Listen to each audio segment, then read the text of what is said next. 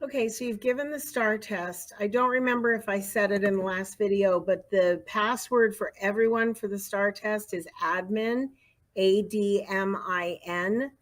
And so make sure your students get that. If you notice students are taking STAR tests when they shouldn't, let me know and I'll change that password. But we have had that password since we started using AR 100 billion years ago. Okay, so now what do? You've looked at your students' test scores and you've you've looked at their ZPD. So now you want to have them start taking tests. Well, the first place you need to go is on your accelerated reader button. It's kind of that orangey yellow button. And you're going to look at record books and goals. Okay, you also have other reports there, and we're going to go through those as well. So when you go to record books and goals, you're going to go to reading practice goals, and it will look like this. Now I have drop downs for stuff you may not have drop downs for. So just use what's there. And if you have a drop down, then you can click on it. If you look here at where it says first quarter, if you're in second quarter or if you want to do first semester, however you're doing your marking periods for AR, and you can talk to your grade level team and see how you guys are doing that. If you can't get to the next quarter or the semester, then what you'll want to do, I have a little pointer thingy here. Here's where I am. So if you can't click on this, it won't let you change it. Go here to select marking periods, and that will give you the choices that you have. Those are already pre-selected. The dates are all entered. To the best of my knowledge, they're right. I did them, so hopefully that's right. The next thing you'll want to do is you'll want to click 85% or higher. They don't offer 80%, which I think is kind of weird, and I've asked them about it, but they've just never changed it. If you're doing all your students at once, like you just tested them all, you're going to want to use this update all students. Don't use it unless, like, if you're only doing one student. If you have a new student that moves in and you're putting in just that child's information, you want to not hit this because it could change everybody's data. So you can do it down farther, and I'll show you that in a minute. Okay, so you're going to select how many daily minutes of reading time that your students have. I don't have a silent reading period anymore. It used to be 20 minutes long, and I put 20 minutes in there. But they have roughly that amount of time a day that they can read throughout the day. So I keep mine at 20 minutes. Yours might be 15, might be a little more. And then you can update all students unless you're just doing one student. So you're going to select the marking period and then do your other things down there. I put a note over here. Marking periods are predetermined. AR generally ends a week before the end of the school year. Just so you know that, keep that in the back of your head.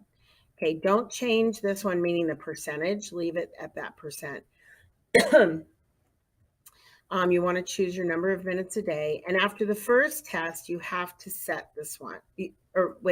Okay, for the first test, that date is already there. That's the day I gave my STAR test at the beginning of, I think this is last year's data, at the beginning of last year. When you give the STAR test again, in order to redo the goals, you have to change that date. If you click on it, it will show you when you gave the STAR test next. So this kid still was using the 8-9, he probably moved. And then, but this kid, the kid below him, right down here, his next one was set at 10-17-17. So when I gave the test again, that one got updated. Okay, then you're going to update all students. Now, remember, don't update everybody if you just have the one student, okay? All you have to do, if you just have one student that you've tested, just put in their goal, and put in their number of minutes, and then save it, and that will update it. Okay, you want to watch and make sure that their goal, that their average stays above 80%. It needs to be more than 80%. AR's research shows that if students are getting 80% or better, on average, they're learning about reading comprehension. If it's below 80%, they're just taking tests and they're wasting points. So don't let them drop below 80. If they do, find some way, some incentive, or some kind of restriction on their reading that will get their average back up again. The average is really the most critical thing that you want to look at as a teacher. This is their point goal right here. So this child is supposed to get 7.6 points by the end of the grading period in this case. At this time, he had already earned 4.4, so he's at 57.8% of his goal. If there doesn't look like they're going to be reaching their goals, you'll need to conference with them or talk to their parents. This part, we don't worry about the ATOS book level. We don't use the Lexile level because it requires a lot of hours and manpower in order to change everything over to Lexile. So we've just stuck with ATOS. Don't ask me what it stands for because I have no idea. Okay, so now you're going to look at reading practice quizzes. When your kids are testing, unfortunately, it's not real time. You have to refresh the page. But if you click on reading practice quizzes, you'll get something that looks like this. Now you'll notice that this is the most recent test that the child has taken, and they got 90% on it. I tell them to try to achieve the goal of 100 on every single test, because then that way, if they have a low score, it's not going to affect their average as much. This kid got 60%, but AR doesn't count that as a not passing grade. I count it as a not passing grade. So I talked to them about it, but you'll see these red boxes by the ones that aren't passing.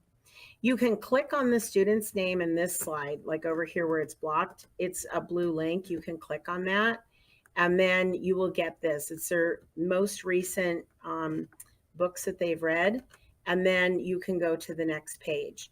You can print a TOPS report if you want, but we don't do that anymore. I have the ability to delete tests. You do not. So you will not see that as a possibility for you. Anyway, but this will let you look. So if they failed one, you can look back and see when they last passed one. Sometimes I'll change their level depending on like when they're last were passing tests and now they're at a level where they're not passing them anymore. So then I'll move them back down. But in third grade, we keep a pretty tight lid on where they read. We don't just let them read within their ZPD.